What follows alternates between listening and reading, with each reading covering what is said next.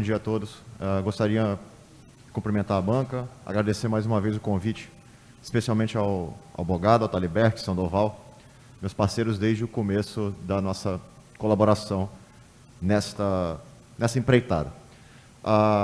Como vocês podem ver, né, naturalmente, o título de Estado da Arte passa também por eu explicar um pouquinho do histórico da Pyrolis. Não faria sentido eu explicar o que há de mais avançado, o que há de mais novo na tecnologia, sem passar por um breve histórico. Eu quero ser um pouco completo nisso para a gente poder estar na mesma página. E ao longo da minha fala vocês vão ver, espero, que há uma interação muito clara com especialmente a fala do Daniel, agora por último, no sentido de existem desafios que a gente precisa, como pesquisador, como investidor, nós precisamos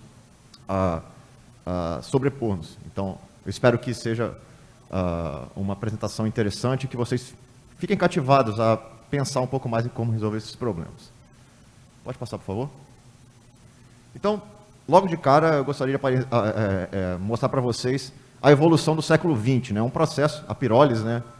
Só para não deixar nenhuma dúvida, é basicamente o tratamento térmico ou termoquímico na ausência de oxigênio. A gente não pode ter uma espécie oxidante no nosso meio reacional, senão você muda para uma combustão ou para algum outro tipo de processo. Então, nasceu a partir mais ou menos da década de 30, com o advento, naturalmente, da indústria petroquímica. Isso não está descorrelacionado à indústria petroquímica. E era originalmente taxada como um processo de craqueamento térmico, né? Não tinha esse nome ainda de pirólise, mas isso há quase 100 anos.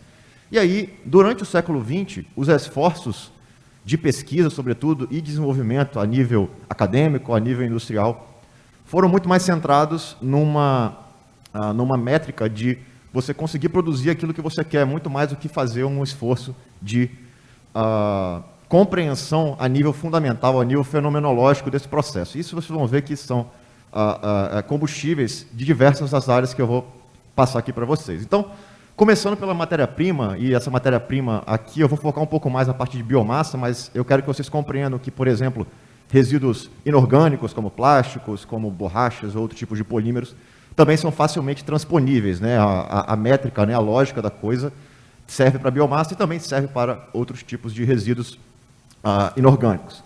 Então, essa matéria-prima, os esforços acerca da matéria-prima foram muito concentrados em 3 grandes partes, né? A primeira parte é a caracterização dessa matéria-prima, a caracterização física, a caracterização química, por exemplo, saber o que está ali dentro, quanto de cada coisa está ali dentro.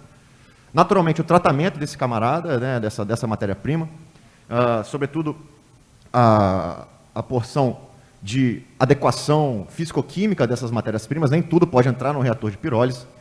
Aliás, você tem que ter muito cuidado que vai entrar no seu reator de pirólise, por exemplo. E, associado ao tratamento dessa matéria-prima, a adequação dessa matéria-prima. Mais uma vez, são limites de operação dos parâmetros de um reator químico. Você precisa ter certeza de que você está na conformidade. De outra maneira, você vai ter ou um processo subotimizado, ou pior ainda, você pode causar algum dano, né, ou até um efeito um risco de segurança para o seu operador, para a sua pesquisa. Em seguida, o reator de pirólise, de fato, é obviamente muito analisado nessas pesquisas passadas, né? O regime de pirólise, eu vou falar um pouquinho sobre isso no próximo slide, vou me adentrar um pouquinho mais nisso. Naturalmente, o design do reator, existem uma miríade, na verdade, existe uma miríade de reatores possíveis, também vou passar um pouquinho mais nessa porção nos próximos slides. E, naturalmente, o estudo dos catalisadores, né? Com o uso de catalisador para pirólise, sem uso, qual é a melhor configuração? É uma configuração em que a matéria-prima está no mesmo sistema que o catalisador, elas são separadas, isso também são setups reacionais e apresentações possíveis dentro de um reator de pirólise. Então, esses esforços da porção da reação química de fato. E, naturalmente, um grande desafio, e isso vai muito em relação à fala do Daniel, no sentido de você adequar o seu produto ao seu consumidor final. Então, por exemplo, né, todo mundo sabe, ou se não sabe, eu espero que depois desse seminário, ao longo do dia de hoje, tenha essa compreensão, que os produtos são extremamente heterogêneos, né? Você tem não só 3 fases separadas, normalmente no processo pirolítico, né? Ou até retenção no catalisador, ou no reator, que são a fase sólida, na parte de biomassa a gente chama de biochar, ou de biocarvão.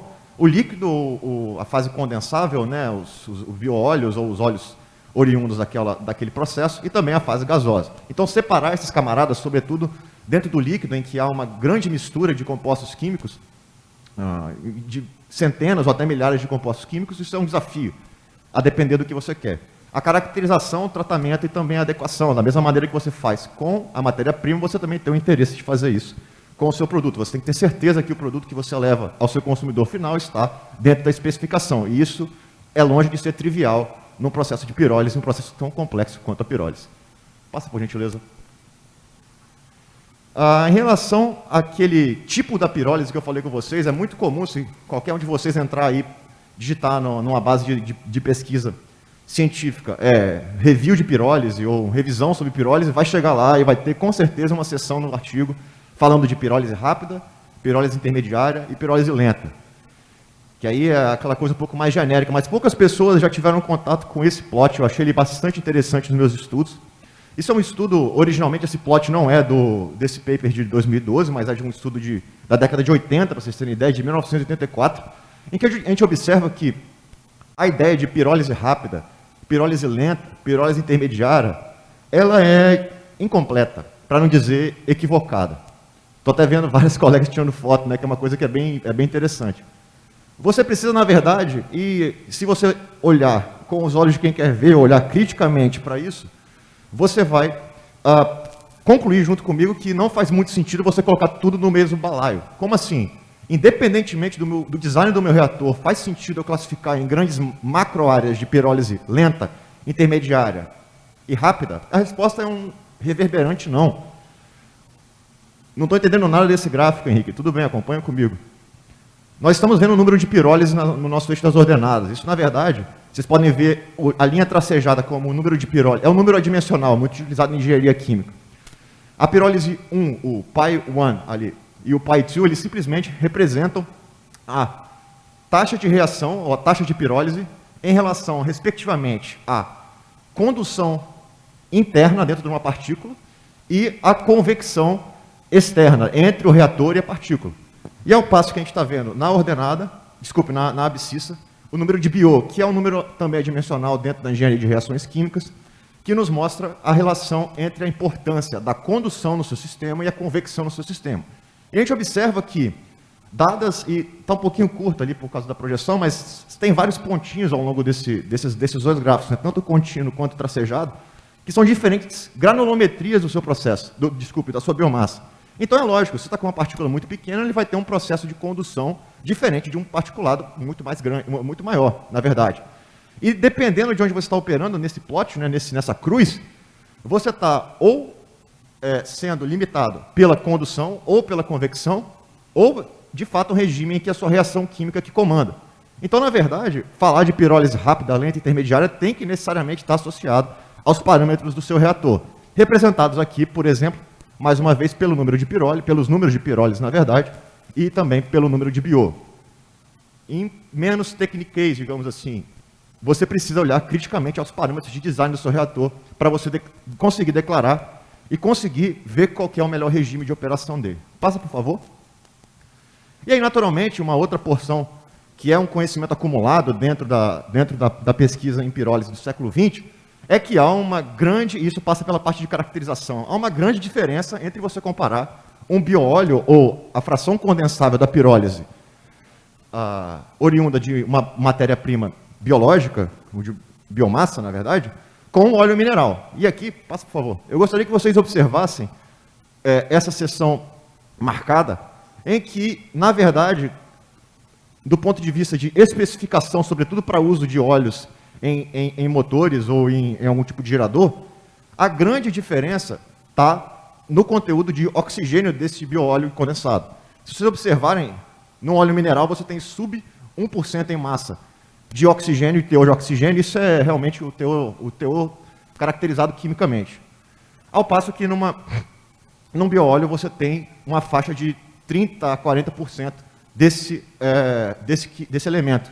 Isso implica alterações físico-químicas absurdas no seu bioóleo. Você não pode comparar um bioóleo com um óleo mineral. Ou seja, você não pode pegar um pirolizado e colocar no motor sem fazer adequação. Quimicamente falando, isso é tudo por conta do oxigênio. Mas fisicamente a gente observa que outros parâmetros são importantes.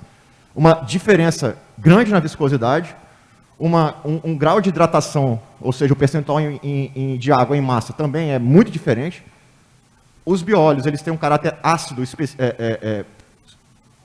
significativamente superior aos óleos minerais. Isso pode ser uma variável de restrição no seu projeto, você pode ter uma corrosão dos seus componentes, um problema de utilizar esse valor, e certamente a densidade também. Mas se vocês observarem também no HHV ali, que é o poder calorífico superior, é uma diferença muito grande.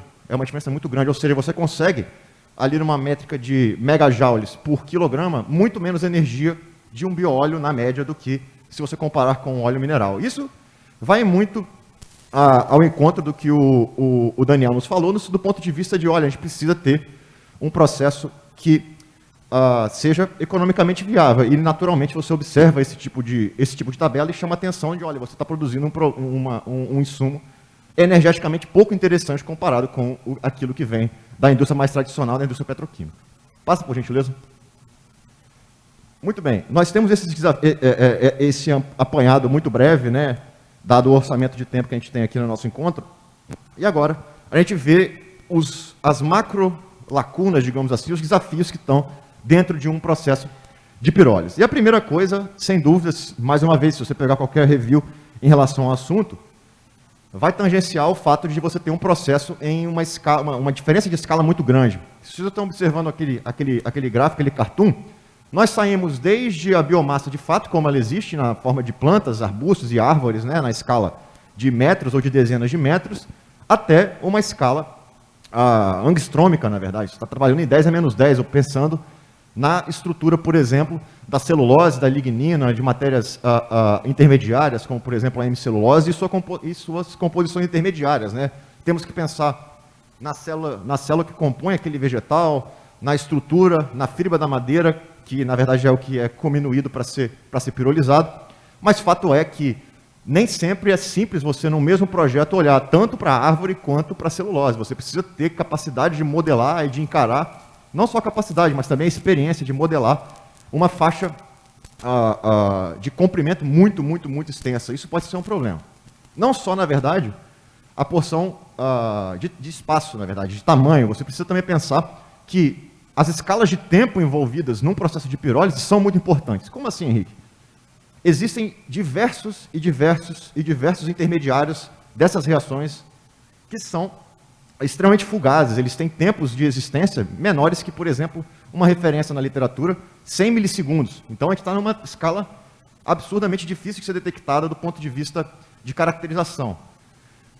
Ao mesmo tempo que um processo de pirólise pode demorar minutos, pode demorar horas. Então, você tem uma janela de tempo, né, as próprias análises dos óleos e dos produtos gasosos e produtos sólidos desse processo demoram uma escala muito maior. Então, você, de mais uma vez, você tem que ter a capacidade de pensar no fenômeno atômico até, por exemplo, o design de uma planta, como é o escopo desse projeto. Então, tem uma diferença de escala, não só espacial, mas também temporal, muito importante dentro de qualquer projeto de pirólise. Mais do que o problema multiescalar, nós trabalhamos também, como eu tangenciei na minha fala inicial, com um problema multifásico. Se vocês observarem aquele cartoon ali, nós estamos vendo um zoom imenso dentro de uma estrutura celular em que você tem, intercalando, né, por exemplo, as paredes celulares compostas de lignocelulose, de material lignoceluloso, nós temos espaços vazios, né, dentro da planta. Como, por exemplo, o lúmen ou o poro do seu pellet de madeira ou outras interfaces. Se a gente observar e der um zoom maior ainda, a gente observa, por exemplo, que existem fases que ocorrem dentro desse sistema que são muito distintas. E esses, tipicamente na engenharia química e na engenharia de reações químicas, na verdade, problemas multifásicos, eles são, do ponto de vista de modelagem, eles são extremamente complexos. Você precisa de ferramentas extremamente avançadas para fazê-los. Então, por exemplo, alguns dos eventos que a gente está observando, nesse zoom do zoom, digamos assim, que é muito importante, eu espero que vocês sejam convencidos ao final dessa conversa, você tem eventos em fase gasosa, eventos em fase líquida, eventos em fase sólida, e não somente isso, a transferência entre as fases. A transferência de matéria, a transferência de energia, Isso implica, mais uma vez, uma complexidade a nível molecular, a nível atômico, a nível fundamental, bem elevada. E, mais uma vez, pensando que isso tudo que a gente está vendo nessa escala vai ser fundamental para a gente conseguir projetar o pirolizador de 1 tonelada por hora, 100 kg por hora, o que quer que seja. Isso está sempre atrelado. E aí, esses 5 passos, por exemplo, que estão aí informados na nossa figura, eles são um dos exemplos. Não necessariamente todos os eventos que acontecem na degradação pirolítica de um material biomássico passam somente por esses 5 passos, mas eles estão dentre aqueles mais genéricos, que basicamente você tem, como eu falei, um problema de transporte de energia da sua matriz de aquecimento, por exemplo, seja ela por combustão, seja ela por energia elétrica, até chegar na partícula da sua biomassa, do seu resíduo. Depois, o aumento da temperatura interna desse resíduo, desse pirolizado por condução, as reações de fato ocorrendo, a despolimerização e a fragmentação, que são de fato as reações que ocorrem na pirólise, a formação dos VOCs, né, os compostos orgânicos voláteis. Esses caras se difundem e aí depois existem reações secundárias que depois vão gerar outros subprodutos que aí vão se difundir e por aí vai. É um processo, mais uma vez, extremamente complexo. Por favor. Dados esses dois grandes desafios, né, eu vou entrar em alguns um pouco mais particulares. O primeiro, armazenamento e processamento da matéria-prima. Isso é uma coisa que é bastante importante, sobretudo quando se trata de um escopo de um projeto assim como o nosso, que visa tratar resíduo e não um material modelo. Porque cada biomassa, ou cada tipo de resíduo, ou cada tipo de plástico, cada tipo de pneu, cada tipo de polímero, vai ter uma resposta totalmente diferente dentro do seu pirolizador. Então, tratar essa heterogeneidade na sua matéria-prima é algo que é imprescindível.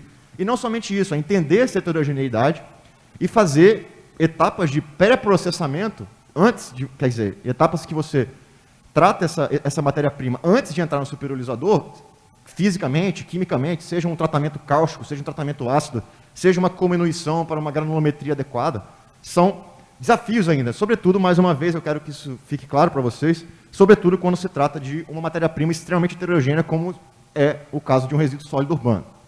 Por favor.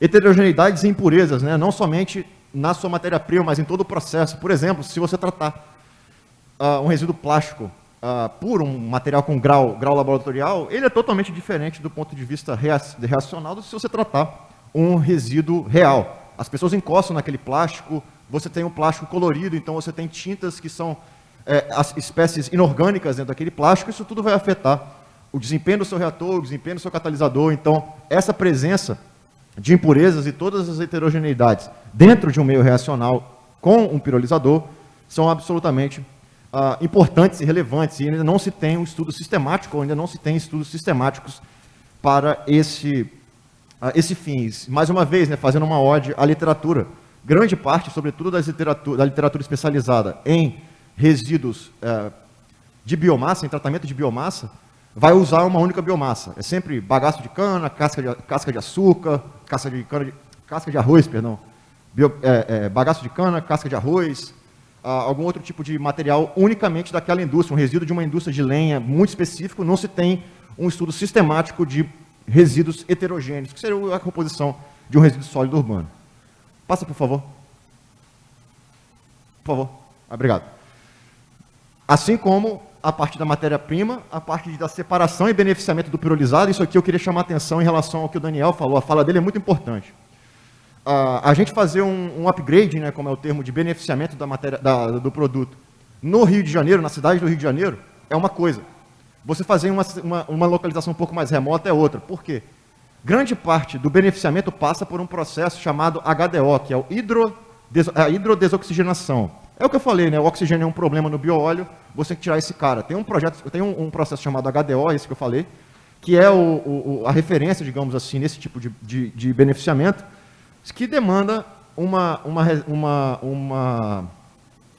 oferta significativa de hidrogênio. É hidrodesoxigenação. Você passa uma corrente de hidrogênio para tirar o oxigênio em forma de água, por exemplo. Só que para você fazer um transporte de hidrogênio para uma localização remota, pode ser um problema. Pode ser um problema. Não é para um grande centro industrializado como a gente tem aqui na cidade, mas para poder fazer essa capilaridade dentro de um projeto, pode ser um problema. E naturalmente, Volta, por favor. E, naturalmente, né, não só você conseguir beneficiar o seu pirolizado, mas também, com sucesso, separá-lo. Você tem que ter uma pureza, dependendo da sua finalidade, que seja adequada, mais uma vez, ao seu consumidor final. Mais uma vez, passa pela fala do Daniel de que você tem que fazer um mercado competitivo do ponto de vista financeiro. Isso está tudo atrelado com a parte econômica. Estudo mais específico de catalisadores ainda são muito relegados ainda os catalisadores para esse tipo de projeto. Basicamente, o que se utiliza são catalisadores para o craqueamento de petróleo, né, o processo FCC, os catalisadores de craqueamento fluidizado.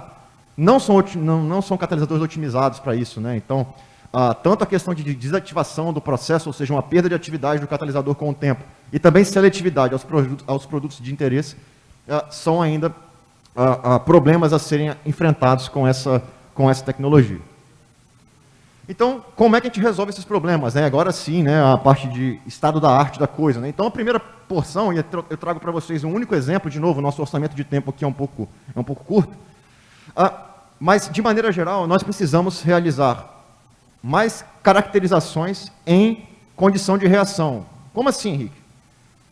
Se você caracteriza algum bioóleo ou algum sistema reacional sem que aquela reação ou aquele produto esteja no meio reacional, você tem um comportamento totalmente diferente do que quando você está no meio reacional. Então, por exemplo, os experimentos operando significam exatamente isso. Você fazer uma caracterização, seja ela espectroscópica, seja ela o que é que você está fazendo, durante a reação química. Isso é um desafio não só para a parte de pirólise, mas para a engenharia de reações químicas como um todo, na verdade. Obviamente, resolução temporal, como eu falei com vocês, vários intermediários de processos pirolíticos, eles têm tempo de existência, né, inferiores a 100 milissegundos, e alguns deles não são detectáveis com as técnicas que nós temos nos laboratórios, por exemplo, ultravioleta, infravermelho, ou técnicas associadas, ou até espectrometria de massas. Você não consegue detectar esses intermediários um pouco mais fugazes. E acaba que você precisa desenvolver, acoplado à reação química, que é o grande desafio, a capacidade de detectar esses intermediários, que a gente vai ver como é que eles nos ajudam. E, naturalmente, né, outras caracterizações avançadas. Aqui eu chamo a atenção à comunidade de que o Laboratório Nacional de Luz Síncrotron, em Campinas, né, o LNLS, com o acelerador de luz, né, o Sirius, ele vai começar a nos ajudar bastante com isso, né? As caracterizações extremamente avançadas vão poder ser feitas, e lá eles têm uma grande preocupação em fazer experimentos operando. Então você conseguiria fazer com luz síncrotron em regime operando, e isso pode ser um grande breakthrough na tecnologia, não só nacional, não entendo, mas a tecnologia internacional também. Lá conseguiríamos fazer diversos experimentos para avançar nessa vertente. E aí só um pequeno cartoon para quantificar alguns intermediários e qualificar, até experimentos de pulsos múltiplos, você acompanhar a desativação do catalisador, estudo de formação de hidrocarbonetos poliaromáticos, que são precursores, às vezes deletério dentro do seu sistema.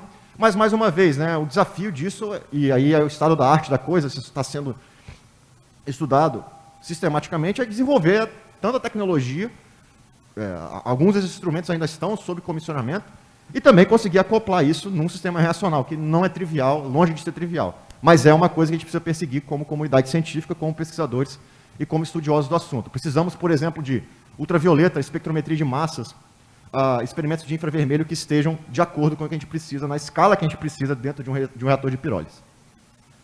Além disso, modelagem, claro. Nem sempre você consegue fazer o experimento, nem sempre você consegue ter acesso a um pirolizador, como o Marcos falou, o professor Marcos Freitas falou, isso aqui vai ser o maior pirolizador dentro de uma universidade. Nem sempre você tem acesso a isso. E como é que você transpõe a falta de acesso a um experimento? Você vai modelar, vai para o computador modelar. E a modelagem, do ponto de vista reacional, você olhando para o reator químico, ela já é bastante desenvolvida, até que bastante desenvolvida, porque você consegue copiar mais ou menos dos estudos com petróleo anteriores. Mas, opa! Cortou ali, irmão, pode ir. Obrigado. Mas, como eu falei com vocês, o ponto de vista fenomenológico lá, olhar para a parte fundamental da coisa, ainda está muito incipiente, né? Eu trago para vocês, por exemplo, né, várias sugestões da literatura passam pela modelagem a nível quanto mecânico mesmo. Você pensar em estudo de átomos e elétrons, lá no nível de DFT, que é a teoria do funcional da densidade. Botei ali só para lembrar a equação de Schrödinger, então realmente é mecânica quântica. Você consegue resolver isso para pensar no comportamento atômico eletrônico e aí sim você pensar em como é que aquele sistema funciona dentro do reator e projetar o seu reator para tal. Então, alguns aspectos chaves dessas técnicas, brevemente falando. Você consegue ver as reações de iniciação, sobretudo, mais prováveis, consegue melhorar a compreensão das rotas de formação dos compostos orgânicos voláteis e também tem uma capacidade mecanística de predição das energias de cada etapa. Isso nos dá a possibilidade de estimar uma rota mais provável ou não. Mas, obviamente, né, o desafio passa e dialoga com o primeiro avanço do ponto de vista de caracterização, que isso é o computador, né? O computador aceita tudo. O computador aceita tudo. Você precisa, de fato, comprovar aquilo experimentalmente. E, naturalmente, né, numa escala quanto-mecânica da coisa, você talvez não vai ter equipamento para acompanhar aquela resolução. E aí, por isso que você precisa desenvolver equipamentos melhores e melhores e melhores para ver se o cálculo faz sentido. E aí passa pela comprovação experimental desse monte de conta e você consegue fazer isso com equipamentos de caracterização melhores. A evolução dinâmica de Vox, na verdade, esses compostos orgânicos voláteis, eles têm uma evolução temporal que é desafiadora até para o ponto de vista quanto-mecânico, se você parar para pensar na interação eletrônica, e também as reações em fase gasosa secundárias, elas ainda não são muito bem preditas por esse tipo de abordagem. Então, existem ainda abordagens computacionais a serem complementadas com outras teorias. Passa, por favor. Então, por exemplo, esse aqui é só um exemplo de como que essas técnicas de DFT ajudam-nos, né, a pensar nos mecanismos reacionais de pirólise, né, a decomposição, você vai formar esse intermediário, aquele intermediário, e isso naturalmente te ajuda a tomar melhores decisões no ponto de vista de processo. E aí, para fechar, naturalmente, né, então, passei a parte um pouco mais fundamental da coisa, mas naturalmente, tudo isso que a gente falou, de prever intermediário, de entender a parte fundamental da coisa, a parte nanométrica da coisa, passa pela nossa tentativa, na verdade, é parte do processo de você conseguir fazer o design de reatores que seja adequado. Então, eu trago para vocês aqui nesse primeiro slide, reatores a nível piloto, vocês vão observar ali na terceira coluna, né, vazões de alimentação relativamente pequenas, né, observando o escopo do produto principal, ali entre bióleo, gás, né? E a gente observa que vários desses reatores já têm um design diferenciado. Vocês observam que há uma tendência, né, há uma proeminência de reatores de leite fluidizado borbulhante, né, o Bubble Bed Reactor, o famoso, e que está disseminado no mundo inteiro. Mas não só esses, né? Vocês observam ali com também reatores de cone rotativo, reatores com outras tecnologias, mas sabendo que há um esforço muito grande de design de reatores. Isso está dialogando com a apresentação inteira. Para você chegar nesse nível, você precisa entender desde como é que funciona a convecção, a condução daquele sistema, ou seja, né, os aspectos de transferência de calor, de material e energia, até como é que funciona a cinética daquele troço, né, o comportamento atômico daquele sistema. Sem isso, você não tem como chegar num design de reator que seja promissor. E, nesse segundo slide, aí sim, já em escalas maiores, né, vocês observem, né, acima de centenas de toneladas por dia.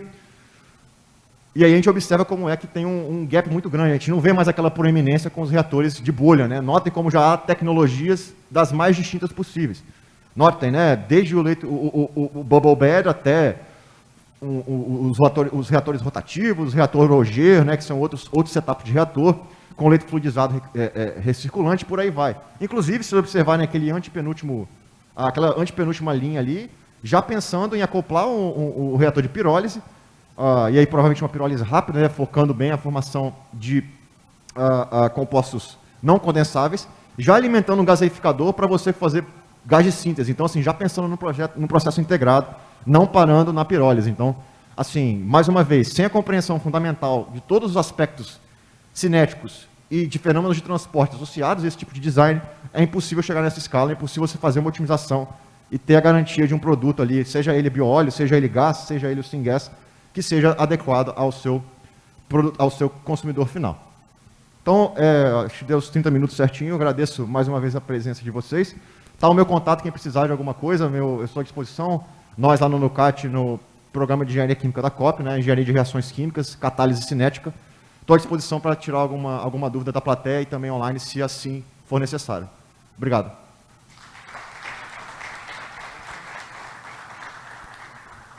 Perguntas aqui para o Henrique? O Henrique tocou num ponto aqui importantíssimo, que é essa ligação indústria e universidade, e nós precisamos muito dela. Por favor, diga o seu nome.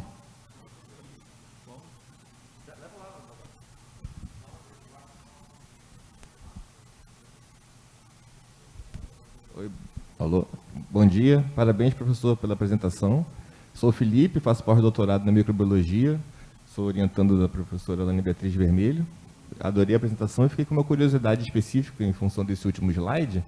Eu vi muitos países, Índia, Holanda, Alemanha, com plantas, né, operando já com produtos finais, tipo syngas, já mais purificados. Aí eu queria saber ao que o senhor atribui o Brasil não tem ainda algo tão específico assim.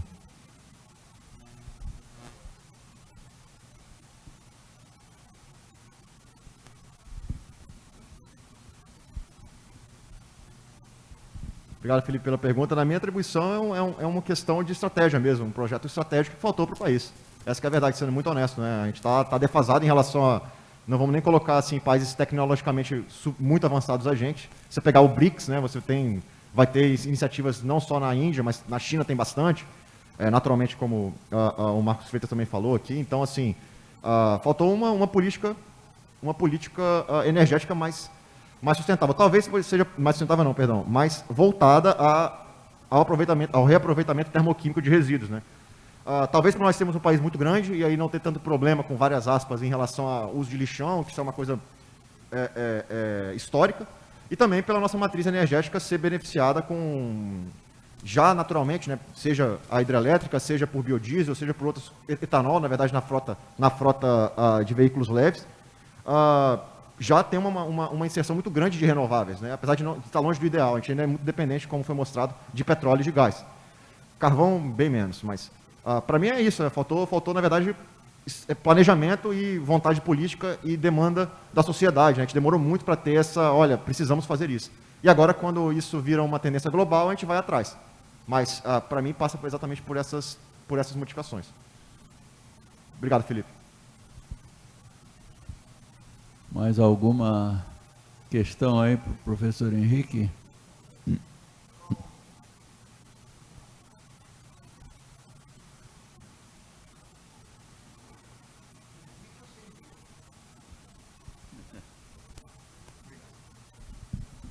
Bom dia a todos. Eu sou o professor Gilberto, sou professor lá da Universidade Federal Fluminense, do outro lado da Bahia. Parabéns, Henrique, pela colocação a respeito de pirólise. E eu fico muito satisfeito em ver esse grupo, com essa iniciativa, porque eu venho trabalhando com pirólise desde 1996, já tem um bom tempo. Foi o grupo do professor Bayer, da Alemanha. Comecei a trabalhar com eles e desde 1996, quando eu voltei, nós criamos na UF um grupo de pirólise e já trabalhei com inúmeros resíduos sólidos, tá? Por isso que eu queria conversar, e espero poder contribuir aí com o grupo, tá?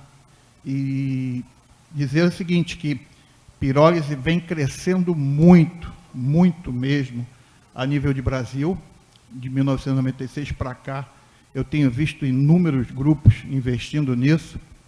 A questão não é só a energia, são inúmeras aplicações de carvão, várias aplicações do óleo, água de pirólise tem um potencial enorme, gás, e eu acho que esse grupo tem todo um potencial para desenvolver um trabalho muito bom, tá? Só queria parabenizar a vocês todos pela iniciativa. Fazia muito tempo que eu queria ver isso e não consegui. Eu já estou aposentado, mas continuo no programa de pós-graduação da UF, e lá tem muita gente trabalhando com pirólise, tá? Não só, quer dizer, eu sou o pirolítico, né? Eu tive muitos alunos de doutorado, de mestrado, mas outros estão trabalhando com carvão, com óleo, com gás, professor Fábio, professor Tiago, muitos professores estão trabalhando com isso. Então, acho que a gente tem um potencial muito grande para juntar o outro lado com esse lado de cá. Parabéns pela iniciativa, Henrique, pela brilhante colocação. Pirólise é uma coisa que tem estudos e estudos e uma integração muito grande com outras áreas. É muito importante. Pirólise não é química sozinho. Todas as áreas são muito importantes para se construir alguma coisa, principalmente a engenharia e a questão dos reatores. Tá? Parabéns para vocês.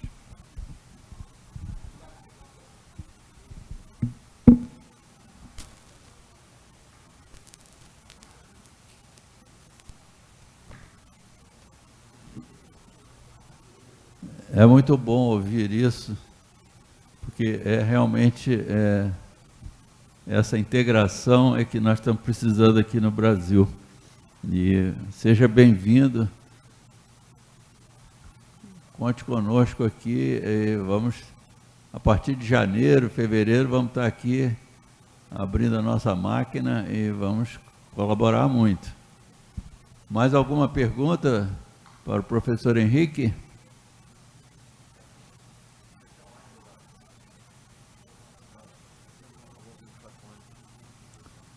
Ô, Taliberto, surgiu alguma pergunta aí do chat online? Não? Então, vamos passar a palavra então ao nosso segundo palestrante. Oi? Aquino?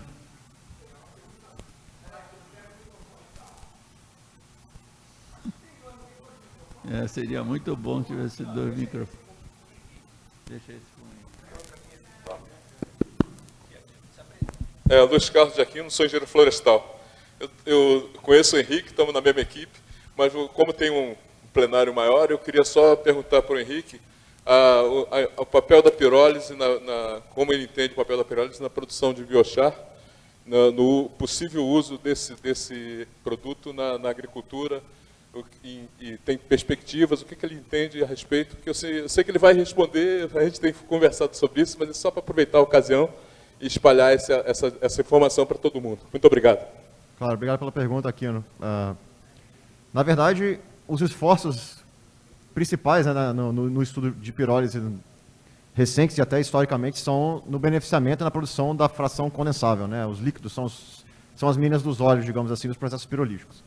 Mas isso que você está falando, Aquino, certamente é uma tendência um pouco mais recente, no sentido de maximizar a produção de carvão. Sobretudo quando você trabalha com biomassa, nem sempre, como eu falei, o líquido vai ser do seu interesse. Você vai ter que ter um custo de tratamento desse bioóleo bastante significativo. Então, talvez seja interesse final a produção de carvão. Então, você pega um resíduo de qualquer produção agrícola, por exemplo, seja cacau, café, macaúba, né, Guilherme? Macaúba, coco, o que quer que seja, e você, em vez de fazer um procedimento pirolítico que vai formar o líquido, você foca no seu char. E esse char pode ser utilizado de diversas maneiras. Primeiro, ele pode ser um armazenamento, um armazém sólido, na verdade, de energia. Você poderia queimar como carvão comum, né? Talvez não seja o uso mais nobre, mas você consegue fixar um pouco melhor. E você também consegue utilizar, do ponto de vista agrícola, como fertilizante, né? Ele tem uma carga mineral que fica retida naquele carvão bastante importante. E também como adsorvente, né, para tratamento de algum efluente que seja contaminante do seu meio ambiente. Então, independentemente do seu uso final, certamente o char vai ter uma aplicação cada vez mais nobre dentro de um processo de pirólise. Obrigado, Aquino.